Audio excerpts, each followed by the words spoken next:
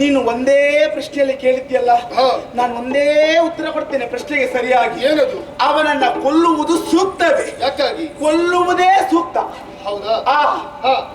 ಅಂತದ್ದು ಅವ ಏನು ಮಾಡಿದ್ದಾನೆ? ಅವ ಏನು ಮಾಡಿದ್ದಾನೆ? ಒಬ್ಬಾತನನ್ನ ಕೊಲ್ಲಬೇಕು ಅಂತಾದ್ರೆ ಅವ ದೌಷ್ಟ್ಯ ಕಾರ್ಯವನ್ನ ಮಾಡ್ಬೇಕಂತ. ಲೋಕ ನಿನಗೆ ಹೇಳುವುದು ಹೇಗೆ?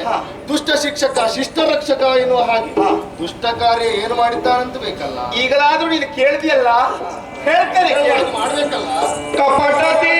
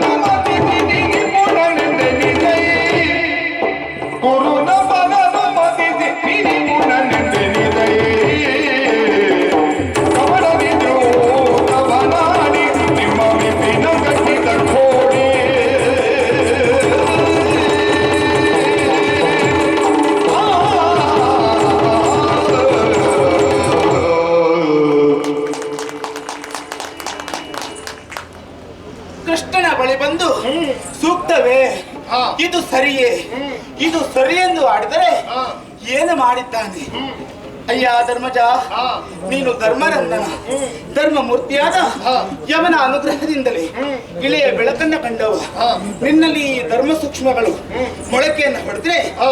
ಅಂಕುರವನ್ನ ಪಟ್ರೆ ಏನು ಅಪರಾಧವಲ್ಲ. ಆಹಾ. ಆದರೆ ಸತ್ಯಾಸತ್ಯತೆಯನ್ನ ಹಾ. ತಿಳಿದ ನನ್ನ ನಿರ್ಣಯವೇ ನಿಮಗೆ ಪ್ರಧಾನ ಅಂತ ನೀವು ಬರುವುದಾದ್ರೆ ಹಾ. ಅವಶ್ಯವಾಗಿ ಇಲ್ಲಿಯವರೆಗೆ ಯಾವ ಸೂಚನೆಯನ್ನು ನಾನು ಕೊಟ್ಟು ನಿಮ್ಮನ್ನ ಪಾಲಿಸಿದ್ದೇನು, ಹಾ.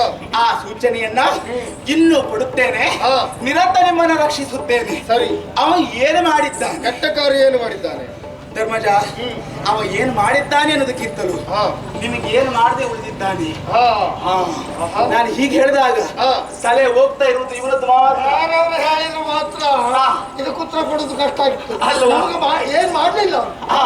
ಏನ್ ಮಾಡ್ಲಿಲ್ಲ ಅಲ್ವಾ? ಮಾಡ್ಲಿಕ್ಕೆ ಏನು ಏನೇನು ಅನ್ಯಾಯಗಳನ್ನ ಮಾಡಬೇಕು ಹಾ. ಅದೆಲ್ಲವನ್ನು ಮಾಡಿದ್ದಾನೆ. ವಾಸ್ತವ್ಯದ ಮನೆಗೆ ಬೆಂಕಿ ಹೊಡ್ಲಿಲ್ವಾ? ಮತ್ತೆ ಹುಣ್ಣು ಅನ್ನಕ್ಕೆ ವಿಷ ಹಾಕ್ಲಿಲ್ಲ? ಮತ್ತೆ? ನೀರಲ್ಲಿ ಚೂರಿ ಇಲ್ವಾ? ನಿಷ್ಪಾಂಡವ ಪ್ರತಿಭೆಯನ್ನ ಮಾಡೋದಕ್ಕೆ ಹೊರಟವನಿದ್ದಾನೆ. ಘೋಷಣೆ ಮಾಡ್ದ ಬಿಡು. ಅಲ್ವಾ? ಅಂದ್ರೆ ಅವನ ಉದ್ದೇಶ ಅವ ಏನು ಮಾಡಿದ್ದಾನೆ ಎನ್ನುವಂತ ಹಿಂದಿನ ಅವಲೋಕವನ್ನ ಇತಿಹಾಸವನ್ನ ಯೋಚಿಸುತ್ತಾ ಹೋದರೆ ಹೇಳಿ ಮುಗಿಯುವುದೇನು? ಎಳವೆಯಲ್ಲಿ ಪಾಂಡವರ ವೈರವನ್ನ ಇರಿಸಿಕೊಂಡು ಉಳಿದ ತನ್ನ ಸೋದರರಿಗೆ ಪಾಂಡವರ ಬಗೆಗಾಗಿ ವಿಷದ ಬೀಜವನ್ನ ಬಿತ್ತಿದವ ಕೌರವ. ನಿರತ ತನ್ನ ಬದುಕಿನ ಸಾಧನೆಯಲ್ಲಿ ತಾನು ಶ್ರೇಷ್ಠನಾಗುವುದನ್ನ ಬಿರಿತು ಪಾಂಡವರ ಅಧಪತನವನ್ನೇ ಬಯಸಿ ನಿಂತವ ಕೌರವ. ಗುರುಮಠದಲ್ಲಿಯೂ ಸಹಿತ ಗುರುಗಳ ಪುತ್ರ ಅಶ್ವತ್ಥಾಮರ ತಲೆಯನ್ನು ಕೆಡಿಸಿ ಅವರಿಗೂ ಪಾಂಡವ ವೈರವನ್ನ ಬೋಧಿಸಿದವ ಈ ಕೌರವ. ಶ್ರೇಷ್ಠತೆಯ ಹಾದಿಯಲ್ಲಿ ಬದುಕಬೇಕಾಗಿರುವಂತಹ ಪಾಂಡವರನ್ನ ಕರೆಸಿದಾಗ ಅವರಿಗೆ ಪಾಲೇ ಇಲ್ಲ ಎನ್ನುವ ಹಾಗೆ ತಾನು ಘೋಷಿಸಿದವ ಈ ಕೌರವರಿದ್ದಾನೆ. ಕಾಂಡವನ ಸಿಕ್ಕಿದ ಮೇಲೆ ಆ ಇಂದ್ರಪ್ರಸ್ಥ ನಿರ್ಮಾಣವಾದ ಮೇಲೆ ರಾಜಸೂಯ ಯಾಗದಲ್ಲಿ ಆ ವೈಭವವನ್ನ ಕಂಡು ಅದನ್ನ ಬಯಸಿದವ ಈ ದುರುಳನಿದ್ದಾನೆ, ಕೌರವನಿದ್ದಾನೆ. ಕಪಟದ ದ್ಯೂತವನ್ನ ಹೆಣೆದವ ಈ ಕೌರವನಿದ್ದಾನೆ. ಪೃಥ್ವಿಯಲ್ಲಿ ತಲೆ ಎತ್ತಿ ಮೆರೆದಂತಹ ಪಾಂಡವರು ನೆಲನೋಟಕರಾಗಿ ಬದುಕುವುದಕ್ಕೆ, ಬಾಳುವುದಕ್ಕೆ, ಅಜ್ಞಾತ ವಾಸದಲ್ಲಿ ಇರುವುದಕ್ಕೆ ಕಾರಣನಾದವ ಈ ಕೌರವನಿದ್ದಾನೆ. ಅರಗಿನ ಮನೆಯನ್ನ ನಿರ್ಮಿಸಿ ಪಾಂಡವರ ಐವರನ್ನು ಮಾತೆ ಸಹಿತ ಸಜೀವವಾಗಿ ಕೊಲ್ಲುವುದಕ್ಕೆ ತಾನು ಯೋಚನೆ ಮಾಡಿದವ ಈ ಕೌರವನಿದ್ದಾನೆ. ನಿರತ ಬದುಕಿನ ಅವಧಿಯಲ್ಲಿ ನಿಮ್ಮ ಅಜ್ಞಾತವನ್ನ ಜ್ಞಾತಗೊಳಿಸಿ ಮತ್ತೆ ನಿಮಗೆ ಅರಣ್ಯದ ಕತ್ತಲನೆಯುವುದಕ್ಕೆ ಮುಂದಾದವ ಈ ಕೌರವನಿದ್ದಾನೆ. ಉಭಯ ಕುಲಕ್ಕೂ ಬಿಲ್ವಿದ್ಯೆಯನ್ನ ದಾರಿ ಎರೆದ ಆ ದ್ರೋಣಾಚಾರ್ಯರು ಶ್ರೇಷ್ಠರು ತನ್ನ ಶಿಷ್ಯನಿಂದಲೇ ಹತರಾಗಿ ಹೋದರು. ಇದಕ್ಕೆ ಮೂಲ ಕಾರಣ ಈ ಕೌರವನಿದ್ದಾನೆ. ಭಾರತ ರತ್ನ ಎನ್ನುವಂತ ಅತ್ಯದ್ಭುತವಾದ ಬಿರುದನ್ನ ಭೀಷ್ಮಾಚಾರ್ಯರಿಂದಲೇ ಪಡೆದಂತ ಅಭಿಮನ್ಯು ಅಳಿಯುವುದಕ್ಕೆ ಚಕ್ರವ್ಯೂಹ ಕಾರಣವಾಯಿತು.